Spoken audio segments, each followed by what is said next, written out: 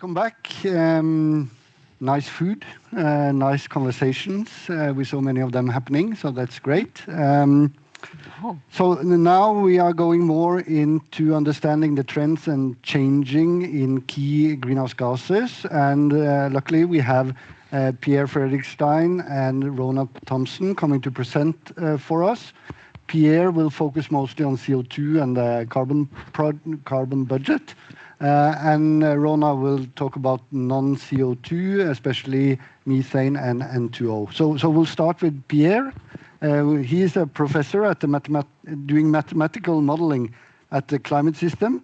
We talked in the lunch, and he said that he did more modeling than mathematics. But so keep the questions going into the modeling part. That would be my advice to you. Of course, Pierre has also been an extensive participant in the last IPCC reports, going back several assessment reports. And you also told me that you have been both on the author side, but also a delegate on the other side, the dark side, or whatever we call it. So, okay, I need. Here we go. So we need this one. There's one. Yeah, I think so. All right. Thank you. Thanks for the invitation. So I will present, well, not the latest, but the latest on the global carbon budget, but essentially from the last year report that was published at COP last year. The new one, the ECB 2024, will be submitted tomorrow, I think, if everything goes well, and it will be available for COP29 in a couple of weeks' time. So most... My microphone is? It is working, isn't it? It's working, yeah? Yeah? Yeah. Okay. So I will mainly present the carbon budget from last year, and I will have like a few points and indication on what's going on and what I can say already about the current budget for 2024. Is this thing working? Yeah. So this is the global carbon budget, which is the publication which is involving more than 100 scientists across the world. The last one, as I said, was published last year at COP28. Everything that I'm showing now is publicly available: slides, numbers, infographics, spreadsheets. Everything is available to anyone. As I also just mentioned, we are just finishing the final small prints and details on the budget 24, which again includes more than 100 contributors. It will be submitting this week. It will be under embargo until November 13th, and will be published in Earth System Science, and there will be press conference, one just before and one at COP29 on the 13th of November. So you're all welcome to attend if you are at COP at that time. I'll start with the fossil fuel emissions. So this is, the increase in CO2 emissions. I think Pierre, showed something broadly similar in his slides as well. But this is only CO2; it's not full greenhouse gases. So these are the emissions from fossil fuel. You see the increase, from about 10 billion tons CO2 in the 60s, almost up to 40. So more than tripling the emissions over the last, 60 years. We are 65% above 1990 level when we all started discussing this at COPs and plenaries. So as you see, there's no major progress so far. There's a few years when there's some drop in the emissions. The last one, of course, was during COVID-19 in 2020, where emissions, decreased, but about 5%, 5-6%, and they went back up again. And now we are at a level which is higher than before COVID. And I will say a few words about where we are in 2024, but essentially, there's no big surprise that emissions are not really declining yet. If you look at the big countries, again, no surprise. China is now and has been #1 in terms of CO2 emissions for the last 20 years, taking, the first place from the US, and then you have like India and EU, which are, neck to neck in the third, fourth place. Between these four countries, China, US, India, and EU, it's about 50% of total emissions. The rest is across the world, plus some small contribution from aviation, international transport, and so on. And you see that the trends are different across these countries. US and EU are declining already. which is not the case for, I mean, India and well, not quite yet for China as well. The second source of CO2 into the atmosphere is from land use change, and we also assess this in the global carbon budget. It's not as straightforward in the fossil fuel emission because we don't have, I mean, the direct numbers from the countries. We have land cover change at the country level, which is reported to the FAO every 5 years-ish, and then from there, using some simple model of carbon cycle flows in natural and human ecosystems, you can infer the CO2 emissions, and the outcome is what you see. And there's like a large error bar, which is, I mean, the brown band around the central estimate. So altogether, I mean, the CO2 emission from land use change is about 4 billion tons. Fossil fuel was 37, so it's about 10% of the emission from fossil fuel. So it's not negligible, but it's second order. You can see there's some kind of negative trend over the last 20 years, and I mean, we are pleased to say that from this year, 2024, we are confident that this trend is significant because we have better estimates on the land cover change. And it's, well, mainly driven, as you know, by, I mean, tropical deforestation in the tropics, with counterbalanced by some land carbon sinks in forest, where there's afforestation or reforestation, which is mainly, but not only, in Europe, North America, and also in China more recently. Yeah, that's I kind of mentioned already. It's a combination of, I mean, many processes. We do lots of different things on the land, but it's essentially on one end carbon release from deforestation, which could be permanent, non-permanent, and on the other hand, I mean, and reforestation. And if you look at the top emitters of CO2 from land use change, they're all in the tropics. It's Brazil, Indonesia, and the Democratic Republic of Congo. So one of each continent in the tropics. And again, I mean, these three countries together represents more than half of global CO2 emissions from deforestation. If you look at the global total, which is fossil fuel and land use change, it is the red line at the top. It's about 40 billion tons of CO2 that we emit every single year. I mean, the good news is that if you look at, I mean, the most recent years, you see that, I mean, there's no massive increase anymore. Around the year 2000, global emissions were increasing by about 2% per year. And now, but we assess that the global emissions have been essentially flat over the last 10 years. So we need emission to decline into, I mean, go all the way down to zero. But I mean, the first step is not to increase anymore, which we have probably achieved now at the global level. As you know, I mean, the CO2 is increasing in the atmosphere, but not as fast as the emission. About half of the CO2 stays in the atmosphere. The rest is absorbed by the land and the ocean system. So this is just, I mean, the slide that you've seen millions of times, which is showing the increase in concentration, which is, I mean, going steadily by about 2.5 ppm every single year. Sorry, now we are more than... Oops. What happened? Yeah. I was coughing and it just crashed at the same time. So, yeah. So the concentration of CO2 is about 50% higher than it was at pre-industrial now. It was about 280 ppm, now it's more than 420 ppm. And it's still going up, of course, as long as emissions are positive, CO2 will continue to increase. But then I will try to show you what's happening to the rest of the CO2, which is going into the land and the ocean. I can start already, or I can wait. So the land and the ocean are absorbing more or less 50-50 the rest of the emissions. It's a bit more for the land. The land is absorbing about 30% of the human emissions, and the ocean is absorbing about 25% of the human emissions. And this is essentially in response, thank you, in response to the CO2 increase in the atmosphere. There's more CO2 in the atmosphere. There's more carbon going into the land by photosynthesis, and also there's more carbon going into the ocean by essentially export of CO2 between the atmosphere and the surface of the ocean, and then export to the deep ocean. And you can see that the land sink on the left and the ocean sink on the right are increasing as well, and essentially in pace with, I mean, the CO2 emissions in the atmosphere.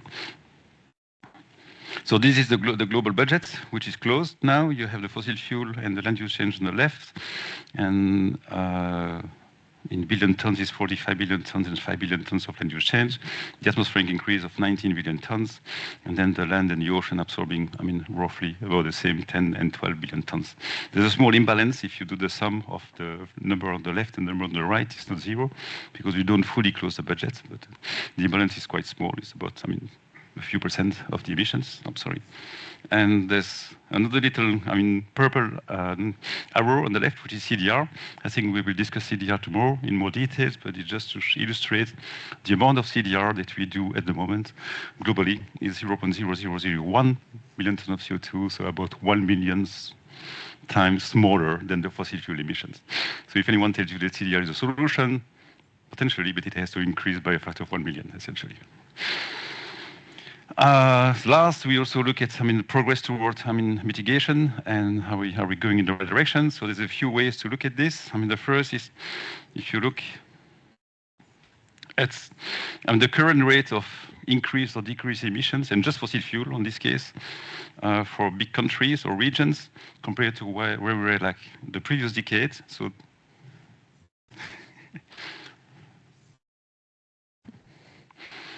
So the first row is for the year, I mean, 2003, 2012, so more than 10 years ago, and the bottom one is for the current decade from 2013 to 2022.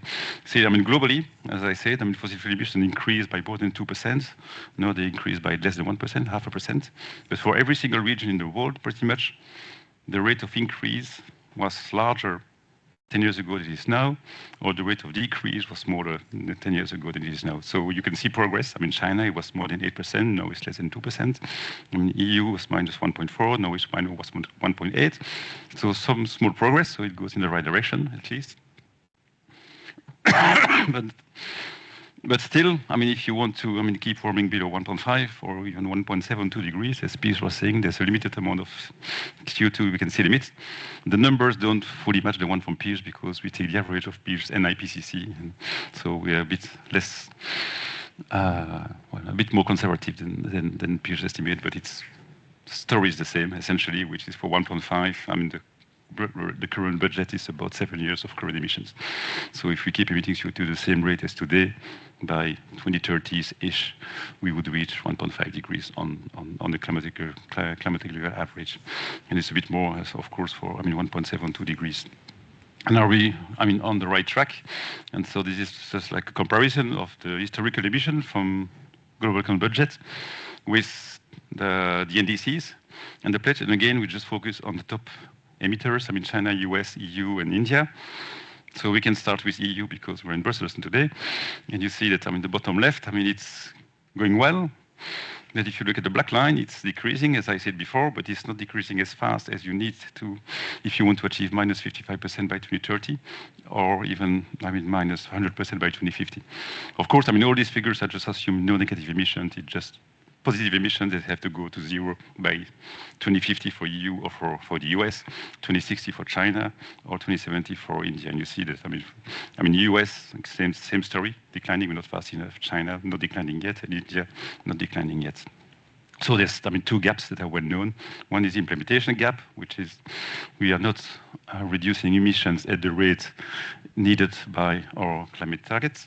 And the ambition gap is always there, which is even if you do the sum of all of these green lines, you are well above 1.5 or even 2 degrees. I mean, yeah, okay. So as I said, I will give you some, I mean, previews and highlight on what's coming up from GCB 24. So we expect global fossil fuel emissions in 2024, which that will be about the same level or slightly above, within 1% uncertainty, the 2023 level, but at least we can't say with any confidence that we see a peak in emissions. However, if you look at China alone is expected to have near zero growth in fossil fuel emission in 2024.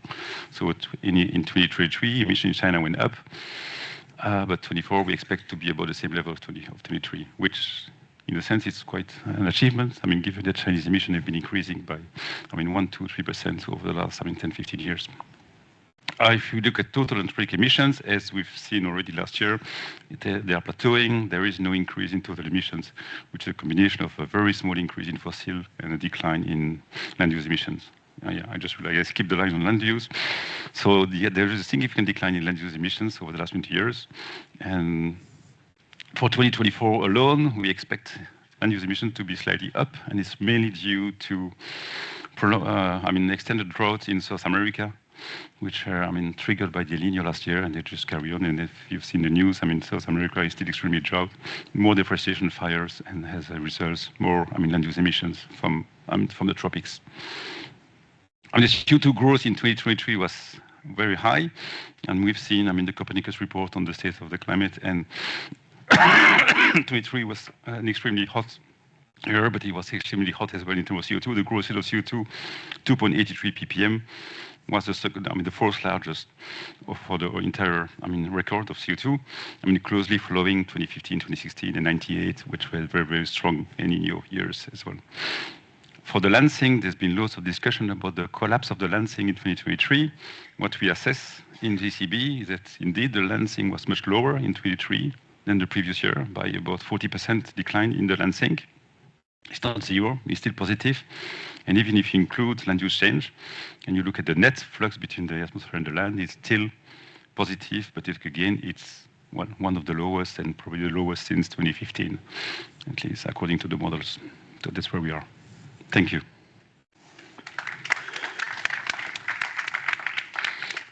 Well, thank you, Pierre, and lots of interesting information there. And maybe to just dive a little bit on actually where you ended, because the sinks of the ocean and the atmosphere, and if I remember correctly, one of the striking conclusions from the IPCC report was that what do we expect about these sinks into the longer future in a way? So maybe can you just tell a little bit about that sort of thing? And then you guys think about questions. I have my pitching arm ready to throw both long and short throws. So please, questions are of course welcome. Yeah. Okay, so to answer your question first, if you look at this slide, you can see that the land and the ocean sink are still increasing. So we don't see any strong indication of a decline of the land sink or the ocean sink. However, what we can do is to look at the effect of climate alone. So because we use models to diagnose the sink, you can try to effect of CO2 increase, which is driving a strong sink, and the effect of climate change, which is to reduce the sink. And for the land, the reduction is quite important. It's about more than 20%. For the ocean, it's lower. It's less than 10%. I think it's 7% or 8% of the reduction. So the land and the ocean sink would be slightly larger if there was no climate change. Yeah. And it's something we see in the future with IPCC scenarios as well. Medium range. Wow. Oh yeah, that was impressive. You're getting better. Thanks, Pierre. Paul Lean, University College Cork in Ireland. Pierre, do you have a sense for the breakdown for overall fossil fuels? I imagine between coal, oil, and gas. Is the growth coming specifically from coal, or have gas and oil plateaued and maybe reducing? Yeah, I don't have the slides here, but we have the breakdown between coal, oil, and gas, and coal is still the number one contributor. I think it's more than 30% or something. I can look at the numbers, but yeah, coal has been increasing massively. The first part of the 21st century, when the Chinese emission went up, and if you look at oil and gas, they are still increasing as well. Gas essentially because in many countries it did replace coal, and oil because it's linked to transportation, which at the global scale is not declining yet. So all of these three components are still increasing. Frank, good catch. Yeah, thanks. Thanks, Pierre. That's fascinating. Glad to hear that the terrestrial sink hasn't collapsed fully, as some of the indicators might have said. Just for clarity, you showed getting the trajectory to net zero. That's net zero CO2, but I understood that in order to be climate neutral or net zero greenhouse gas, Europe and the US should get to net zero CO2 before 2050. So the trajectory should be even greater than you've shown there? I need to double check. I think what we plot there is the net zero CO2, but maybe you can prove me wrong for EU. I mean, I thought 2050 was net zero CO2, but I could be wrong. Well, maybe Peter is able to answer that better than I am. No one knows in the room. That's scary. Is there anybody from the European Commission here? I can double check. Yeah. Yeah, I mean, you could yeah. be right. You could Yeah. be even steeper than that. You're right. Yeah, and just okay, we leave that to. We leave it open for now. We leave it open. Yeah, just you indicated that you're sorry. 2050 greenhouse gases and CO2 only. You have a date? I didn't come earlier in the kind of pathway. But it's not in the NDCs. Yeah. Okay, so yeah, there's a reason. In the NDCs don't go into details about CO2 versus greenhouse gas. It's just net zero total. Yeah, it'll be. So useful. you're right. Yeah. It would be even steeper. Okay. Yeah. The other thing you said that your remaining carbon budget was slightly different than Pierre's remaining carbon budget. Is there any way we can sort of put this together and have a sort of an agreed carbon budget, so to speak? Yes. Yeah, no, we can't. No, yes, of course we can. And we just need to agree that there is only one best estimate, which is the one from Pierre. And yeah, we'll see. I don't have any, strong opinion. It's more like, yeah. But at the end of the day, it doesn't matter massively because the number I'm getting is extremely small, no matter what. If you take the Pierre numbers, it's not 7 years, it's 6 years. Does it make a difference? It's short. It is short, yeah. Sultan? The camera, that's extended. Yeah. Thank you. Sultan Rakhmansai from DG RTD in the Commission.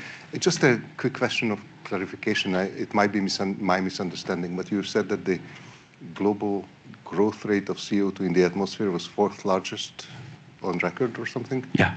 And I thought it was the largest on record. No? It depends. Okay. In the paper on the collapse of the Lansing, they look at global CO2 record and also Mauna Loa only. And if you take Mauna Loa, I think Mauna Loa is the largest. Yeah. But in the GCB, we take the global average. So it's the global CO2, it's not the Mauna Loa CO2. And the global CO2 is not the highest ever. Okay. Thank you. I think I'll stay down here drawing. Philip, and then a really long one afterwards. I'm looking forward to that one. Yes, Philip Dulkens from DGRTD, same team as Zoltan. About just the previous question, if I recall well, in the climate law, it says climate neutrality by 2050. But the definition of climate neutrality is not complete yet, to my knowledge. It leaves a little bit of freedom. That's often the case in political initiatives. A question, in the Global Carbon Project, do you have any collaboration with economists who could also associate a price to the carbon that is being produced or increases, or the cost of the efforts, or the benefits also accrued from the efforts? Because this is key for policy making. Yeah, but I think it is like beyond our mandate, or at least our self-defined mandate. So, we have people looking at, fossil fuel emissions, and there are, scientists, but with some level of background in economy as well, depends. But they're looking at historical emissions or projections for the current year. But we don't look into the future apart from the remaining budget that we decide to update from IPCC. Maybe it's something that we don't really have to do because Pierre is doing this assessment. But that's the only thing we do. That's in respect to the future. So the cost of mitigation, for example, it's an entirely different question, which is tackled by IPCC Working Group 3, as you know. And the fact that there is no similar assessment being done on a yearly basis is potentially an issue, but it's not something that we at the moment envisage doing GCB. Okay. Maybe just to scratch a bit more on that, because we saw in your graph for global CO2 emissions that you have these sort of peaks and declines sometimes, and then you put some sort of explanation around it. Yeah. And of course, when you go into this graph, you see there are more granularity within each country. Would it be possible to sort of engage other disciplines in trying to explain what did this kind of fluctuation cost and what actually happened and stuff like that? That could maybe be something that sort of starts to answering some of that question. Or would that also be outside the mandate? Everything is possible, of course, in theory, with infinite resources. So I'm looking at you, I mean, funding agencies, if you can help us, why not? But no, I mean, being serious, in the paper, we use what we call the Kaya identity, which separates, I mean, the effect of increasing emission because of population versus decarbonization and energy intensity and GDP. So we have these different factors. So you can see if the emissions are driven by an increase in GDP, for example. But this is all looking at the past. So we look at the last, 50 years, and we try to explain the change in rate of increase or decrease of emissions at the level of these big countries using the Kaya identity. So that's something we do already, which goes a bit into the direction. I mean, can we say that the decline in emission in countries is due to direct policies and climate policies, for example, as opposed to just luck or weather events or whatever? For the future, it's still a bit of a different question, and different experts and different community that we would need to engage. I mean, I'm dealing with like 120 co-authors already, so I'm a bit reluctant. Can I have the mic? I have a really long one behind there. I'll try it. Maybe the other ones need to. Let's see. Not too bad. So, Rafik Amdi, the Met Service of Belgium. Thank you very much for the presentation. My question is about the sink of the. So you said that the land is the sink from the land is decreasing. Is it due to the trend, or what is the let's say the impact of the extremes on? Did you check the difference between the impact of like normal or extreme event globally? Thank you. Yeah, so this is, when you see it's decreasing, it's only decreasing in 2023.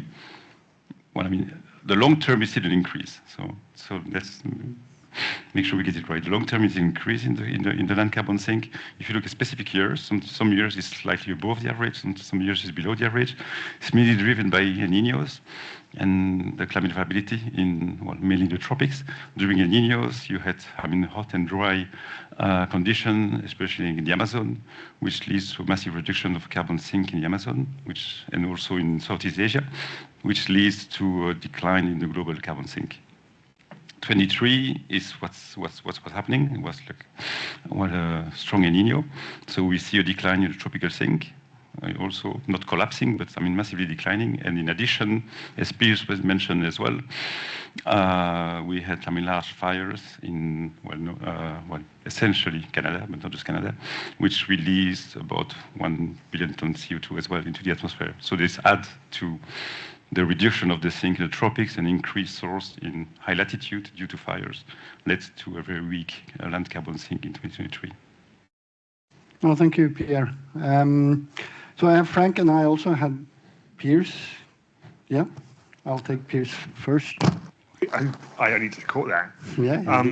This is perhaps more of a comment, but I think something that JPI could really usefully do would be to combine what's going on kind of historically with the projections, just because within IPCC and with a lot of work there's a bit of a divide, and to really answer that question about kind of where we're going with current kind of policies and things, I think that is something that we're quite keen to integrate within the indicator work to really try and make the connection between what has occurred and what are the actions that we're taking currently to try and put the actions we want our country to take a little bit more in perspective. No, I fully agree, but in addition to to your report and the GCB and the Methane and 2 report, there's also the emission gap report, which is actually doing some of it already. So the thing is, I mean, how do we get all these reports organized and working together? Yeah. And yeah, exactly. Thanks, and sorry for coming back, but just quickly, have you thought about doing sort of a G8 and a G20?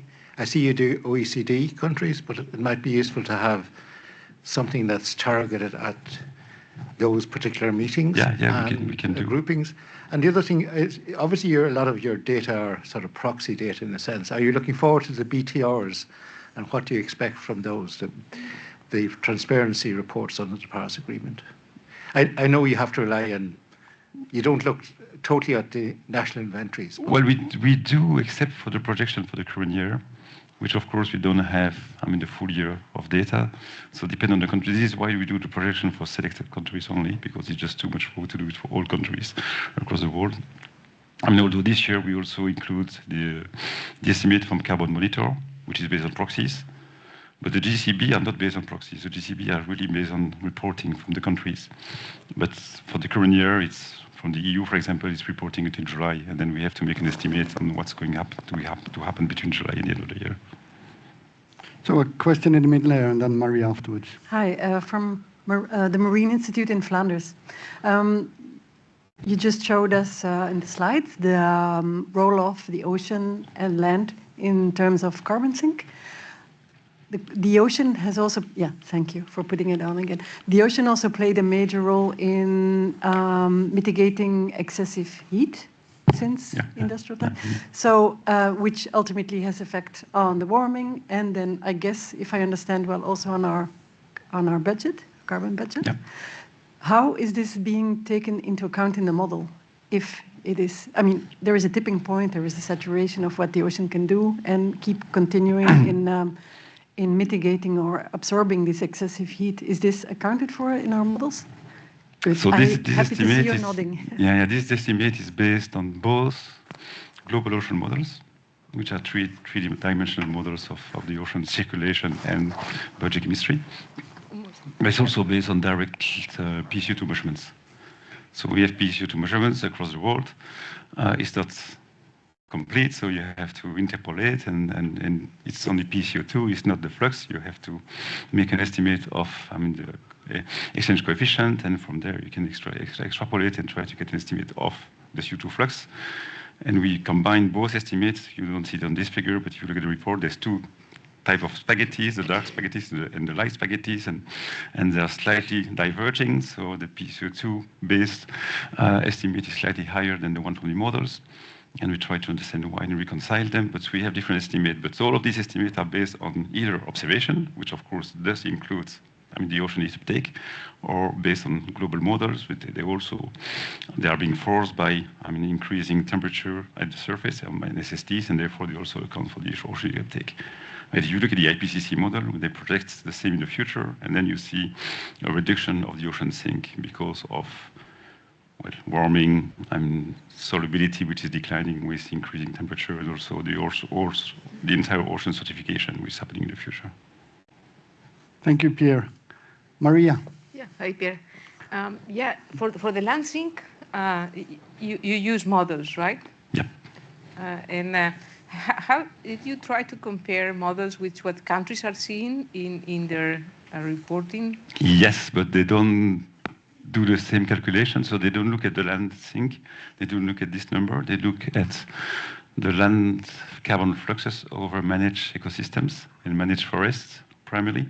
So it's a combination of, I mean, deforestation, reforestation, plus the fraction of this land sink, which is due to environmental drivers like CO2 or temperature, which is happening on managed forest, because this is what they report, because this is what they measure. So now we have a new figure in the report, which is coming out, where we try to reconcile this estimate. So you take the land use emissions from DCB, which are much larger than the reporting from the countries, and then you remove from the land use emission from DCB the fraction of the land sink which is happening on managed forest, and that's compared with the reporting from the countries. You can also use the atmospheric inversions, which see everything from above, so they see a net flux, and you take the atmospheric inversion, you estimate the flux over managed forest, And again, this is comparable to the reporting from the countries. So we do understand the difference in the reporting of the numbers. And it's essentially a question of definition. Yeah, that's yeah. No, my question was about how was estimated the total land sink, because indeed this is the total land sink, right? So this is the total land sink on natural ecosystems, right? Well, so this is not deforestation. So it's not the total land flux, it's the total land sink. If you go back to the budget figure, where is it? So this is the budget figure. So the green line is the land sink, which is due to increasing CO2 essentially on all forests across the world, human forest, natural forest, whatever. And then the orange line, the orange arrow is the deforestation flux, right?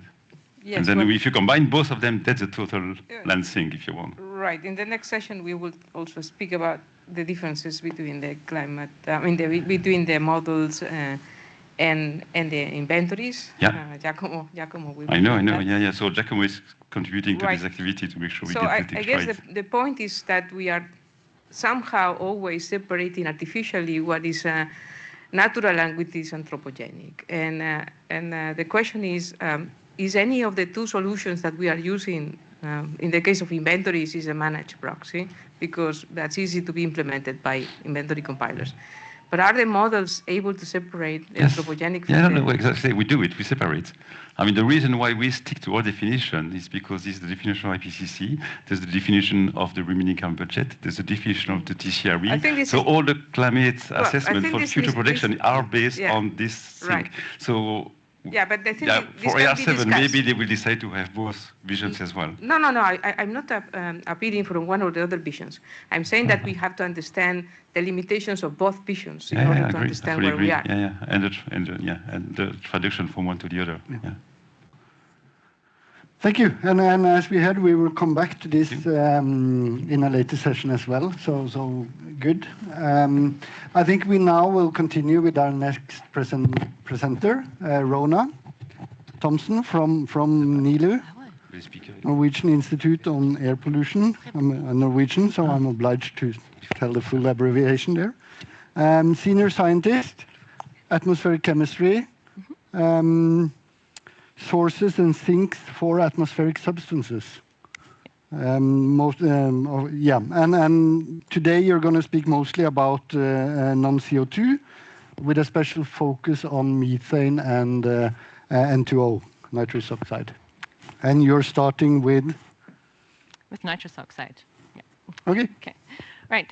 Thank you very much to the organizers for inviting me to talk to you today about nitrous oxide. And so. You can see the presentation? Yes, good.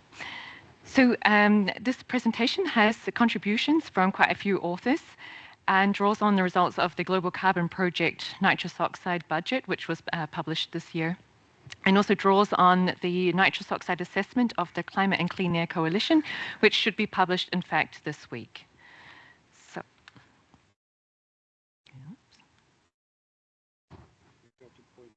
Very much, okay. Okay. Okay.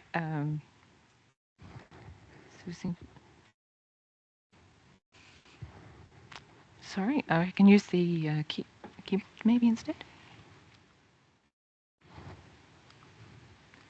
Does it work here? Can I? No, it doesn't.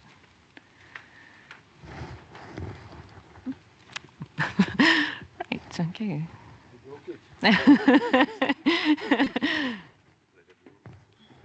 Well, it would not be fair if you had all the technical problems and I had none. So yeah, so.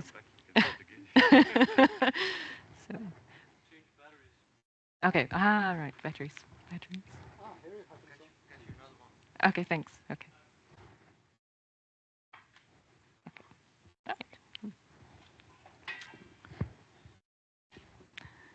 Okay. Good. All right. So I continue. So I'll start with actually the key messages. So nitrous oxide is a potent greenhouse gas and currently contributes about 0.1 degrees to warming compared to the pre-industrial mean temperatures. It is also an ozone layer depleting substance, and its emissions are the most significant emissions of any ozone layer depleting substance. It's increased in the atmosphere by around 20% since pre-industrial times.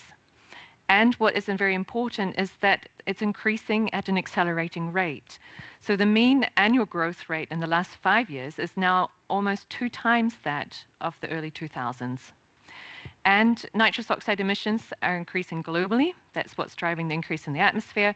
And between 2000 and 2020, the increase was about almost 2 megatons of nitrous oxide per year. And this has been largely driven by emissions from the agricultural sector. So I'll start with the atmosphere because this is what we can measure directly. So N2O in the atmosphere was relatively stable prior to the Industrial Revolution. And I should mention, from about the late 1970s, we have direct measurements of nitrous oxide in the atmosphere. And at present, it's measured at around 100 sites globally. So this graph here draws on those direct observations. And before the direct observations, we can use this air samples from firn and ice cores to reconstruct the atmospheric history. So we can see that nitrous oxide has increased by around 22% since the pre-industrial era. And based on this atmospheric concentrations, we can also determine the global nitrous oxide source. And this was about 17 megatons of nitrous oxide per year, pre-industrially, of which only about 4% was due to human activities. So there was a very small source of nitrous oxide before the Industrial Revolution, but it was relatively stable.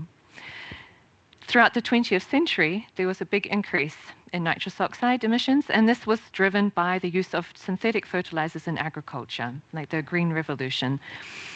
And currently, the nitrous oxide source is over 28 megatons per year, of which 35% is due to human activities. If we look more closely at the last approximately 2.5 decades, on the left-hand side, you can see the monthly mean nitrous oxide concentration in the atmosphere. And on the right-hand side, this is the annual increment. So how much the N2O is increasing each year.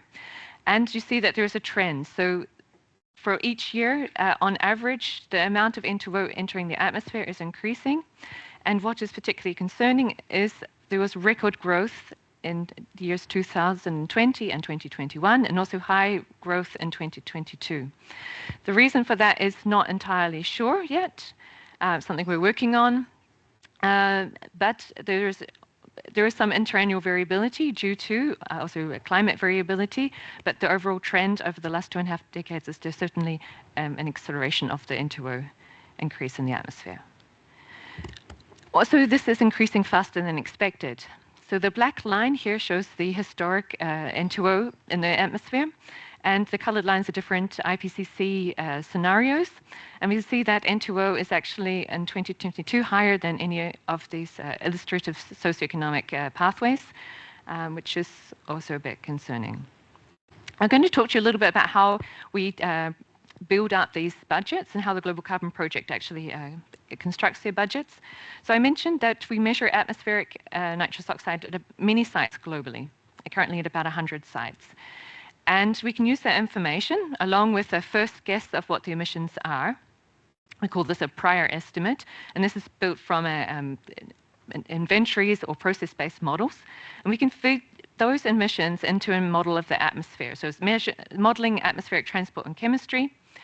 And from that, we can model atmospheric concentrations and compare these to what we observe, and then use these model observation mismatches or errors, if you like, to update our prior emissions estimate. And we come up with a new emissions estimate, which has the information from the atmosphere. It's constrained by the atmospheric observations, if you like. We call this whole methodology an atmospheric inversion. And essentially, this is just a way to use atmospheric information to inform about emissions. And then in the budget, we also use independent information from inventories, process-based models, other empirical models, etc., and to put together a big synthesis to obtain the best total source estimates and the best sectorial source estimates. So using these approaches, we have put together the nitrous oxide budget. This here is shown for the decade 2010 to 2019. And the anthropogenic sources here are shown in blue, and the green is the natural, and all units are in megatons of nitrous oxide. So the total source for this decade was on average 28.7 megatons per year. And there's also an atmospheric sink. And this was mounted to about 21 megatons. The offset between, of course, the source and the sink is what's driving the increase in the atmosphere. Of the anthropogenic sources, the most important is those from direct agricultural emissions, driven largely by the use of nitrogen fertilizers, but also of manure. There's also considerable source from industry and combustion of fossil fuels. And we also have to talk about an indirect source. And this indirect source is the use of nitrogen, so anthropogenic nitrogen that goes into the ecosystem, primarily used in agriculture. But then it doesn't just stay in the agricultural land, there is dispersion in the atmosphere, leading to nitrogen deposition on other land ecosystems, but also in inland waters and in the ocean, which leads to a so-called indirect nitrous oxide emissions. Of the natural sources, by and large, this is driven by soils under so-called natural vegetation, but there's also a significant source from inland waters and from the ocean. We see that anthropogenic emissions are increasing, currently at around 1% per year. This is shown on the black line on this plot on the left side here. And this, the largest anthropogenic source is agricultural emissions, which account for about 58% of the total anthropogenic source.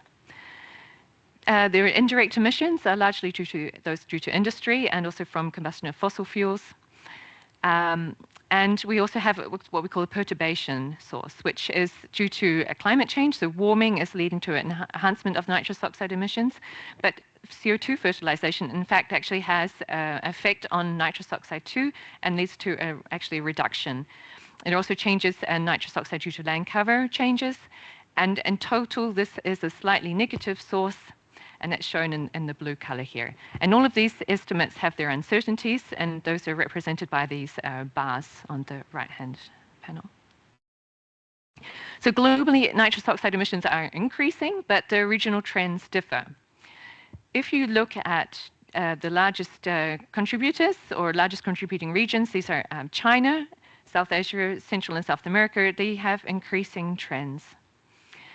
The trend over the last 4 decades has been relatively constant in North America, and only in Russia and Europe do we see a decline in nitrous oxide emissions. And I'll go a little bit more into at least the European trends in a moment. Emissions in China have increased over the last 4 decades, and this has largely been driven by agricultural emissions. And since about 2016, however, there is starting to be a decline in agricultural emissions, although the non-agricultural emissions are still going up, but not as fast as the agricultural emissions were. In the USA, on the net is relatively stable. However, there is still a small increase in agricultural emissions. This is compensated for, however, by decreases in the non-agricultural emissions and the indirect emissions, which have been declining slightly. I come to Europe, and here we see overall there has been a decline in nitrous oxide emissions from 1980. Agricultural emissions have been declining since about 1990 and have plateaued, however, since about 2003. The non-agricultural emissions have decreased quite significantly. The decrease is now starting to slow down, however, and there's also been a small gradual decrease in the indirect emission source. So I want to talk about the European emissions a little bit more by sector. So here the grey bars are the budgets for the 90s, the 2000s and the 2010s. And from the 1990s to the 2000s, there was a reduction in the industrial source of nitrous oxide. And this came about by the deployment of emissions abatement technologies, particularly in nitric acid and adipic acid plants. There was also a decline in agricultural emissions, and this was actually a result, or thought to be a result, of the nitrate directive, which was actually not really about nitrous oxide, but about nitrates generally. And then there was a small decrease in the indirect source as well. From the 2000s to the 2010s, there was a further reduction in the industrial source, but very little change in the agricultural sources and in the indirect source. So can we do anything more about reducing the agricultural source from Europe?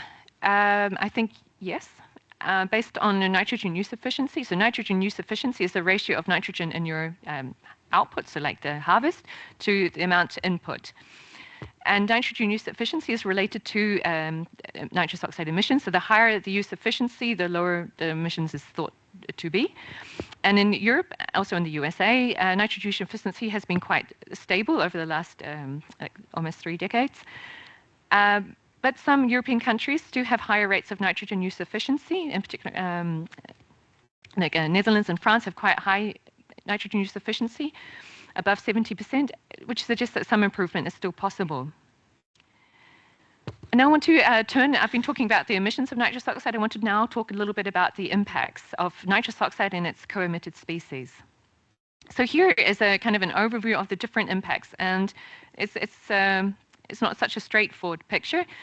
In orange, you see the warming effect. So we know nitrous oxide is a greenhouse gas. It contributes to a warming. That's through direct and indirect emissions of nitrous oxide. However, nitrous oxide emissions from agriculture are associated with also emissions, particularly of ammonia. Also, sources from industry and from fossil combustion are also associated with emissions of ammonia and other nitrogen oxides. And this is implicated in air quality, so it deteriorates air quality, and also the nitrogen oxides lead to ozone formation in the troposphere, which also has a warming effect. On the other hand, these nitrogen species, so nitrate and ammonium, lead to aerosol formation, which has a cooling effect on the climate. And also these nitrogen compounds, when deposited on forests, for example, or land ecosystems, actually have a fertilizing effect on those ecosystems and enhances the carbon dioxide uptake. So the picture is quite complex. Also, I want to point out once again that nitrous oxide is an ozone layer depleting substance. It's lost, so nitrous oxide is destroyed in the stratosphere, and through that process it releases nitrogen oxide, which is, catalytically destroys ozone. So can we mitigate nitrous oxide, and what are the benefits if we do? Ambitious mitigation of nitrous oxide will lead to a net cooling in around 2080. This cooling effect will only occur towards the end of the 21st century because nitrous oxide is a very long-lived species. So whatever we emit today, we have a long-term commitment to that in terms of warming. So also because a lot of the sources of nitrous oxide have co-emitted species, so NOx, for example, and ammonium, which form aerosols. By removing those sources, you will also have a reduction in aerosols, which will improve air quality, but will remove some of that masking cooling effect from the aerosols. Ambitious nitrous oxide mitigation will avoid about 235 gigatons of CO2 equivalent emissions between now and 2100. Just to put that in context, we heard from both Pierre and Pierre that this is around the order of magnitude of the remaining carbon dioxide budget that we have. And nitrous oxide emissions are the most significant emissions of any ozone layer depleting substance. Mitigating into it will avoid stagnating the recovery of the ozone hole and also avoid an increase in occurrence of skin cancers. And there are ways we can mitigate nitrous oxide in the industry and energy sectors, which make about 14% of the anthropogenic emissions.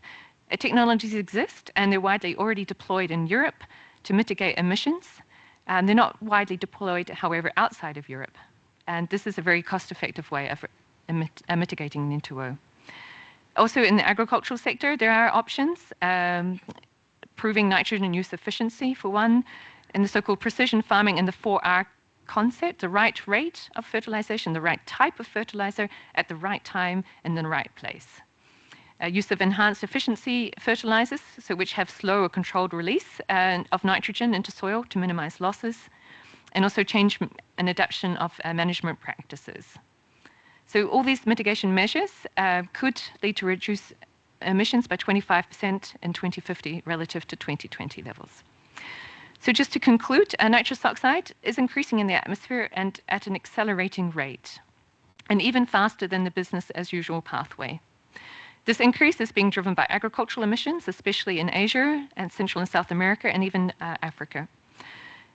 However, emissions have declined in Europe due to a reduction primarily in industrial emissions and to a lesser extent agricultural emissions. By mitigating N2O, we will help keep the ozone recovery on track and avoid increases in skin cancers. And also mitigating N2O will avoid 235 gigatons CO2 equivalent emissions between now and the end of this century. So thank you. And just like to acknowledge also the whole Global Carbon Project Nitrous Oxide Budget team and also the Climate and Clean Air Coalition Nitrous Oxide Assessment team. Okay, thank you.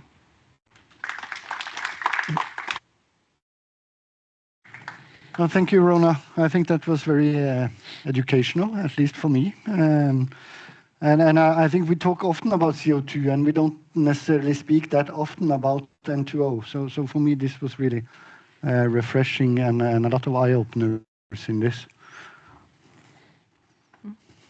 Yeah, I'll kick it off. Thanks, Rona. And yeah, N2O is the forgotten greenhouse gas, so to speak. We speak forever about CO2 and methane, which obviously deserve a lot of attention. But what you presented is really interesting, and I think the positive benefits of mitigation need to be highlighted more.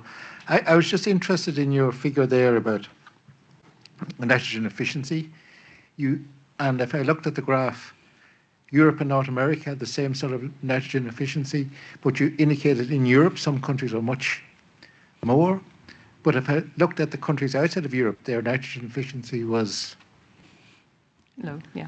Lower. Yeah, and China in particular was quite low.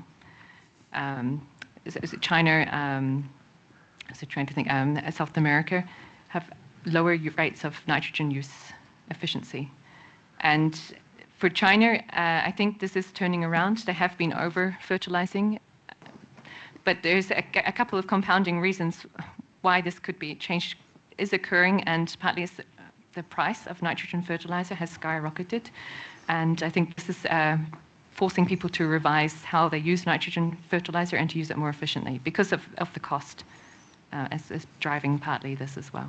So the data I showed for the nitrogen efficiency were only up to 2013. Unfortunately, I couldn't get more recent data in time for this presentation, but it would be interesting to see in more recent years how the nitrogen use efficiency has evolved in also places like China. Thank you.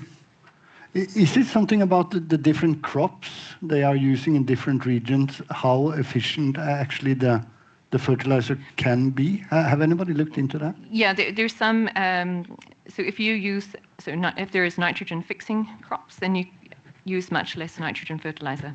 Mm-hmm. So it is crop dependent. Some crops do require more fertilization than others, that's for sure.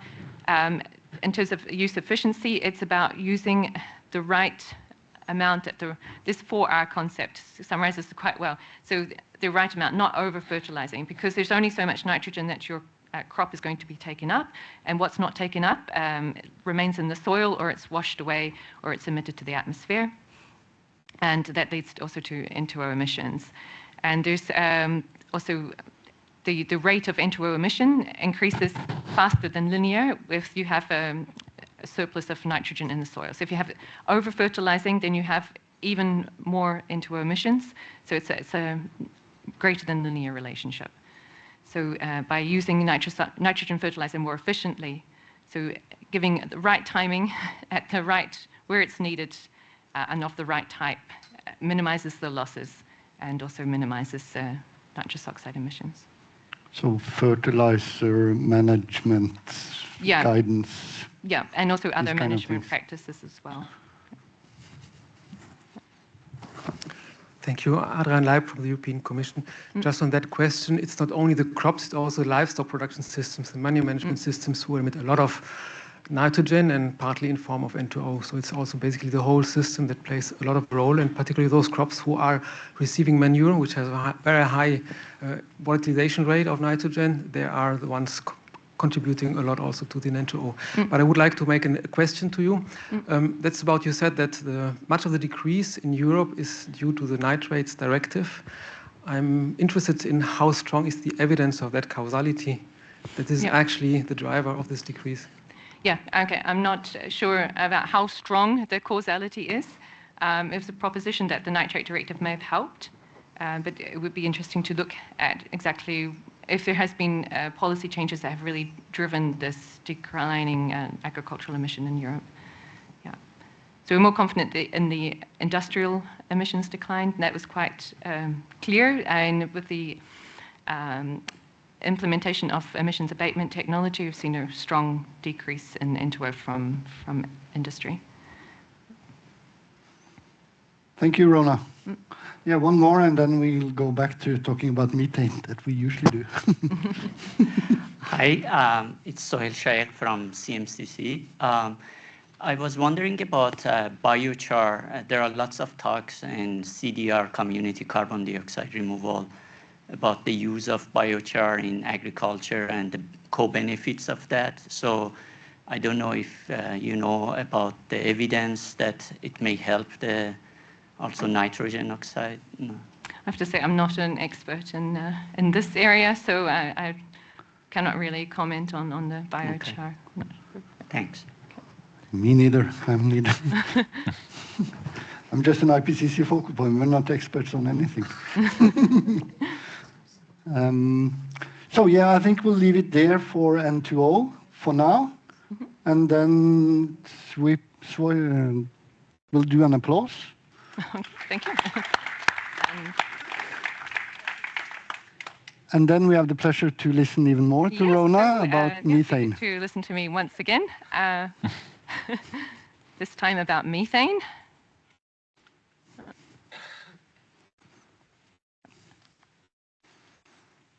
Okay. So this presentation was prepared by Marielle Senois. She was not able to be here today, so she has asked me to give this presentation on her behalf. And I should also mention that this, again, is put together by a whole team of people and draws on the results of the methane, Global Carbon Project Methane Budget. And yes, you can see key people who are listed here. Okay, and oh, too far. There we are. Okay. So again, I start with the key messages. So atmospheric methane has increased by a factor of 2.6 since the pre-industrial times. And this puts it as the second most important anthropogenic greenhouse gas contributing to global warming. Its warming was about 0.5 degree in the 2010s relative to the pre-industrial time.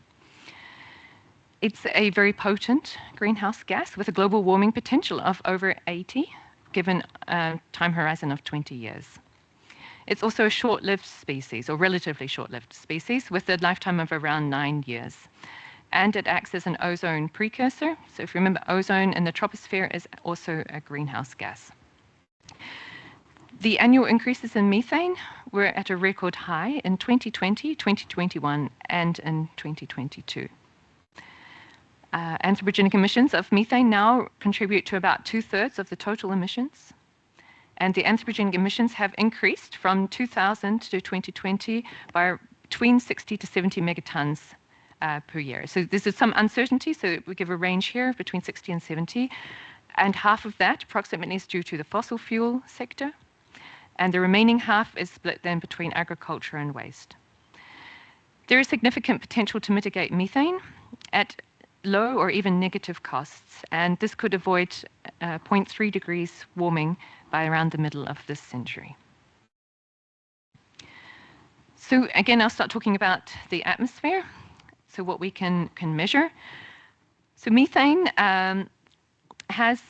so here we see methane from back to 800,000 years into the past, and you see that up until at the beginning of the 20th century, methane hovered between 300 and 800 ppb in the atmosphere.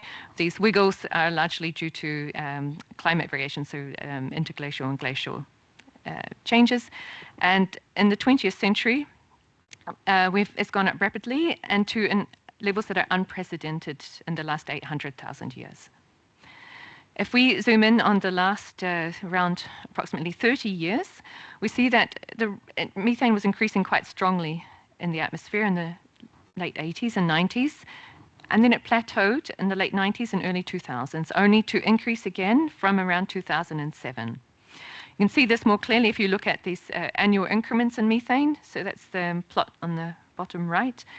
And see in the 80s and 90s, we had declining growth rate, reaching sort of no growth or zero growth in the early 2000s, only to increase again with these record highs in 2020, 2021, and in 2022. And as I said for N2O, a similar picture with methane, that the rate of increase in methane is actually at the rate expected by the highest illustrative pathways used by the IPCC. There is a little bit of an offset here between the historic emissions or the historic concentrations and the IPCC scenarios, but if you just look at the rate of increase in the concentration, which is the right-hand side, so the black line of the historic concentrations, are at a rate of the highest scenarios, in fact. And for the emissions, again, the emissions are increasing also at a rate consistent with the highest scenarios, and there's no indication yet that we would have reached peak methane emissions or any stabilization. So similar to what I mentioned about the methodology for preparing these budgets, here I want to explain about these two different approaches. One we call the bottom-up approach, which is using process-based models, socioeconomic activity data with emission factors or measurements of local fluxes, which are then extrapolated to a national scale or regional scale to determine a budget. On the other hand, we have this independent approach called a so-called top-down approach, where we start with measurements in the atmosphere. These can be from surface sites, but for CO2 and methane, it's also very, satellites are becoming increasingly important as well. And we use this with a model of atmospheric transport and chemistry to relate these concentrations in the atmosphere to changes in the emissions, and then we can also come up with national or regional budgets. So the methane budget put together and shown here for the year 2020, we see here that two numbers are given for each source, and that's one number is the bottom up, that's always given on the left, and the other number is the top down estimate. And there are some a little bit of a difference. This is just due to the inherent uncertainties in both approaches. Top down, we estimate a global total source of 608 megatons of methane, of which the direct anthropogenic source is 390, roughly, megatons of methane, and the natural source and plus indirect anthropogenic source was 216 megatons. There is an important atmospheric sink. This is methane is lost primarily in the troposphere due to reaction by the hydroxyl radical, also called OH, which oxidizes methane. And this estimate top down was about 575 megatons. So the mismatch between, of course, this source and the sink is what's driving the growth in the atmosphere. The most important anthropogenic source is from agriculture. And then fossil fuel production and use. There's also important source from waste. And on the natural side, it's an important source from wetlands. And there's also an anthropogenic perturbation to that natural source. So in this new methane budget, what has been looked at, which is quite novel, is the perturbation of human influence on the source of methane from wetlands and freshwater systems. This human perturbation amounts to about 30 megatons of methane of a total of 160, which is around 19%. Also, what has been looked at is how climate itself is affecting the natural source of methane. So the natural source of methane is from wetlands and inland water systems. These are a microbial process that produces the methane, and this microbial process is also sensitive to temperature, and increasing temperature is thought to have been driving an increase in the natural source of methane as well. And estimate of that is shown in this figure on the right here. It shows the anomaly in the global wetland emissions relative to 2000 to 2006, and you see that there has been an increase over the last 20 years. So methane emissions are increasing globally, and this increase is around 60 to 70 megatons of methane, half of which has been driven by fossil fuels, and the other half is split between waste and agriculture. And the regional trends differ. in China, it's the dark blue line. You see the emissions have been going up quite rapidly. It's increased by about 50% from 2000 to 2020.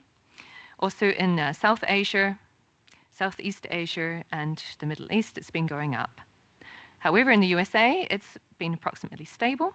And in Europe, we've seen a decline of around 25% relative to 2000 levels. This figure here shows the regional breakdown of the sources, and this varies quite significantly from region to region. So, and the black bars on the left side, you see the total anthropogenic source, and then this is then split into the source from enteric fermentation and manure, which I just loosely abbreviate as livestock, rice cultivation, then waste, oil and gas, and coal.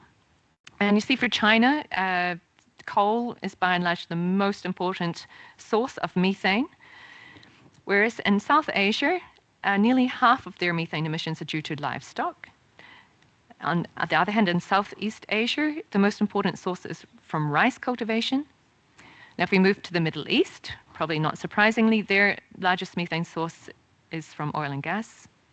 In the USA, it's equal contributions from livestock and oil and gas. For Europe, mostly livestock and some waste. For Russia, again, no surprise, oil and gas. And for Brazil, it's by and large due to livestock. So emissions of methane are increasing in China. And this is largely driven by increases from coal. So they're still using, as also Pierre mentioned, coal is still a very important fuel, and especially in China. And methane emissions have also been increasing due to coal use. There have also been increases due to waste. In the USA, on the other hand, emissions have been relatively stable. We have had a decrease from the coal sector and from waste, but this has been countered by an increase from the oil and gas sector. And from agriculture, it's been relatively stable. In Europe, overall, there's been a decrease since the 90s, reduction of around 50% from agriculture, and this is thought to be partly, or at least partly, due to a common agricultural policy. There's also a reduction in waste, and this is also thought to be due to a waste landfills directive, which banned open landfills in 1999, I think that was. And in fossil fuel, there's been a decrease due to coal and improved gas distribution networks.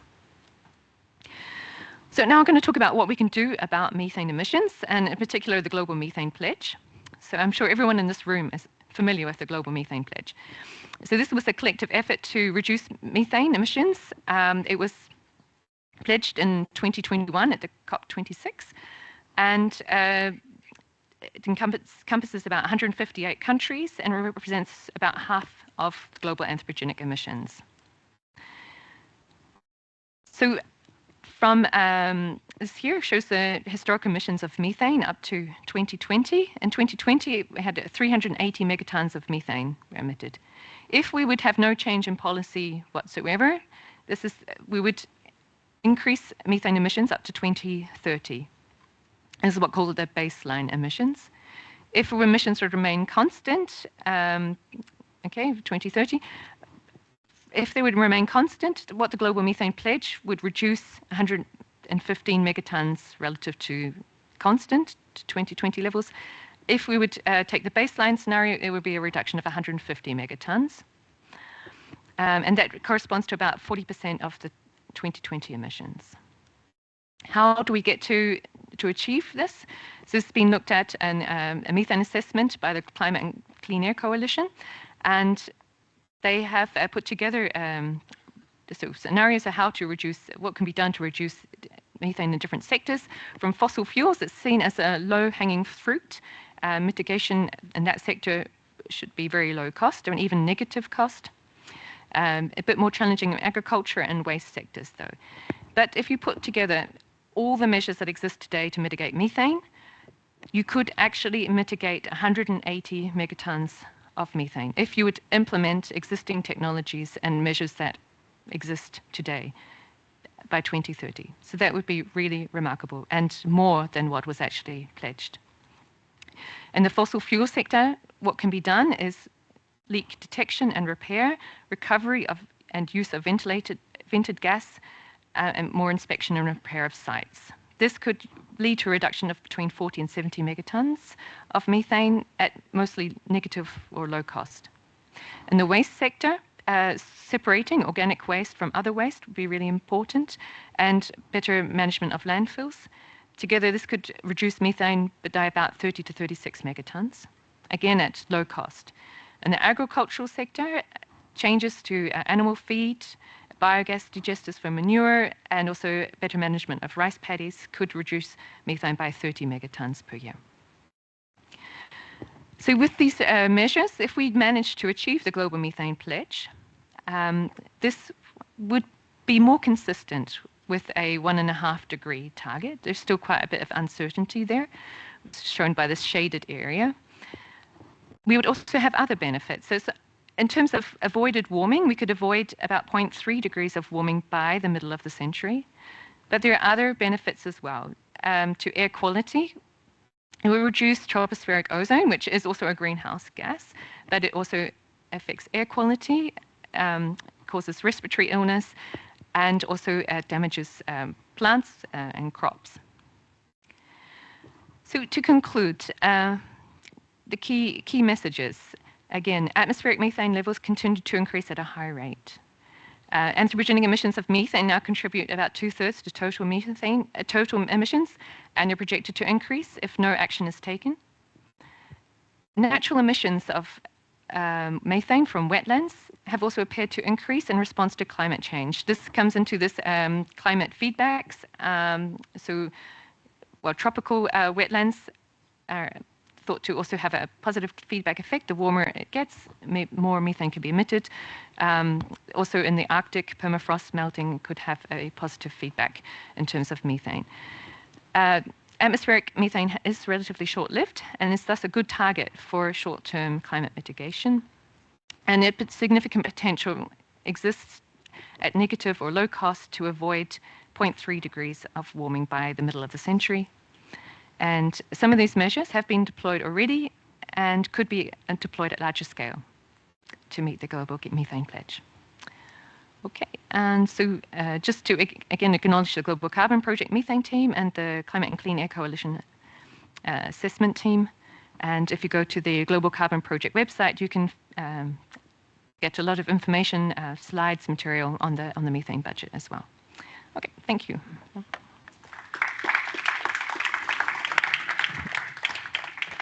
Well, thank you, Rona. Again, very educational. One question, maybe it's there. Yeah, you had a figure that spoke to the different sources of emissions from industry and from land and so on. And one of the things that you showed was the wetland as a source for emissions. But we didn't speak a lot about the sort of risk associated with melting permafrost. But I think that goes through that some of this increase in wetland is also due to the fact that there are getting more area of wetlands, because I guess it has to melt, become a wetland, and then emit, or am I? So the Arctic, the feedback effect on the Arctic is very uncertain because as you have melting permafrost, you have a change in the hydrology in the Arctic. So some lakes will disappear as the permafrost layer, which holds the water, melts. You'll have draining of some lakes. On the other hand, you might have appearance of new wetlands. So it's very difficult to predict what will happen in the Arctic and how much. There's a lot of carbon stored in permafrost in the Arctic, enormous amount of carbon. And as the Arctic warms, this will be released to the atmosphere, but it's uncertain how much will be released as carbon dioxide and how much will be released as methane. That depends a lot on the hydrology of the system and how, basically how the oxidation state of the soil. So whether it's saturated or whether it's water. So how the water table depth and how the extent of the wind. Decomposition of the... Yeah. So the more saturated it is, or if you have a high water table, the less the carbon will be oxidized and the more methane you'll have emitted. The microphone is up for grabs. So I have Frank and then Maria. Yeah, thanks. Just two quick questions, I suppose. You say the atmospheric lifetime of methane is 9 years in the atmosphere. As far as I recall, it's the IPCC tends to say 12 years. I'm just wondering, has it suddenly got a shorter lifetime? And that'd be interesting to know. The other one, obviously the methane pledge is very important, but it doesn't seem to be very successful if concentrations are still going up in the atmosphere. What can you say about that? Yeah, so there is some uncertainty on the lifetime itself. So I didn't give uncertainty range for that estimate, but there is some uncertainty. There's also feedbacks on so it's not constant.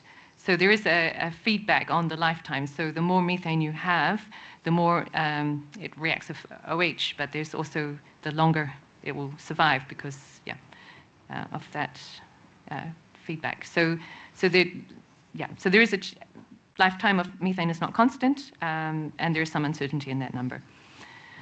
And your second question? The methane pledge. Yes, about the methane pledge. How successful? I think it's too early to say. But I guess one thing to sort of elaborate on that, of course, at least my understanding of the methane pledge, that was sort of given on the total methane emissions. And it didn't kind of give... I think it's ambiguous.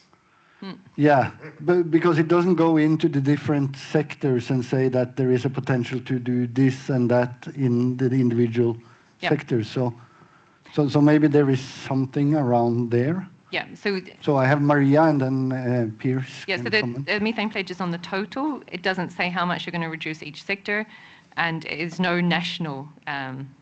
There's no legal framework for each country to reduce a certain amount. It's a collective effort. The Climate and Clean Air Coalition released an assessment where they said how it could be done, and their fossil fuel was really a low-hanging fruit in a sense that it's just identifying and fixing leaks, and it was one of the key things.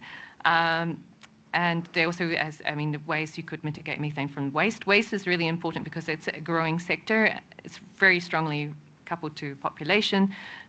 So more population grows, the more waste they produce, and the more important this source will be. And we see that methane from waste is growing. And there are ways to mitigate that. In Europe, with the management of landfills, for example, separation of organic from other waste is key things that can be done to help mitigate methane from waste. No, thank you. So Maria. Yeah, you also spoke about the atmospheric sink of the methane, right? Yes. Yeah. We know that their quality is better now, and ozone, tropospheric ozone is declining. Is this going to have a substantive effect on the actual increase in methane in the atmosphere? So it's a difficult question because, as air quality, so as we reduce emissions of NOx, for example, so nitrogen oxides, NOx is related to hydroxyl radical production. Hydroxyl radicals remove methane. So, it's a complex system, and it's difficult to exactly. There are lots of factors that come into play, and how much air quality, so improving air quality, how much that will affect the methane lifetime is difficult. No, thank you. We have about 5 more minutes. Pierce, I think you had a comment on the methane pledge. And then we had another question over there afterwards, and then I think we have utilized our time. Yeah, just my comment was, I think if you talk to the countries, it's really ambiguous about what it does refer to. There are some countries who think it doesn't refer to agriculture at all, and there are some that think it includes everything.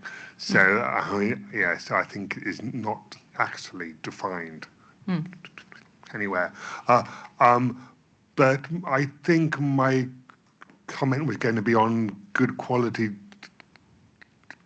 data. There seems to be all this kind of brand new good quality data from satellites, and that's where I think we have a key opportunity to kind of export.